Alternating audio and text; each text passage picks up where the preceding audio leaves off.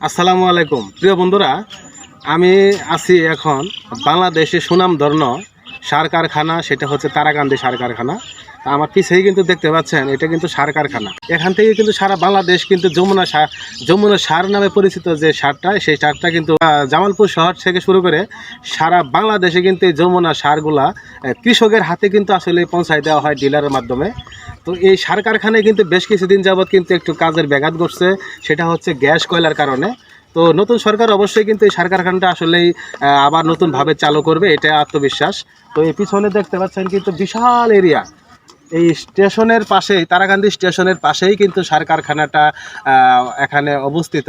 তো আপনারা বাংলাদেশ থেকে যে যেখান থেকেই পারেন, যদি আপনারা সার কারখানা দেখতে চান, তো জামালপুর সরিষাবাড়ি তারাকান্দি স্টেশন পর্যন্ত আপনারা ট্রেনে আসতে পারবেন। এখানে ট্রেনে নামার পর এই সার কারখানা আপনারা ভ্রমণ করতে পারবেন।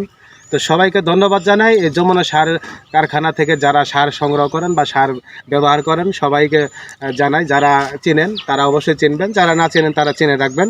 সবাইকে ধন্যবাদ জানাই। আসসালাম।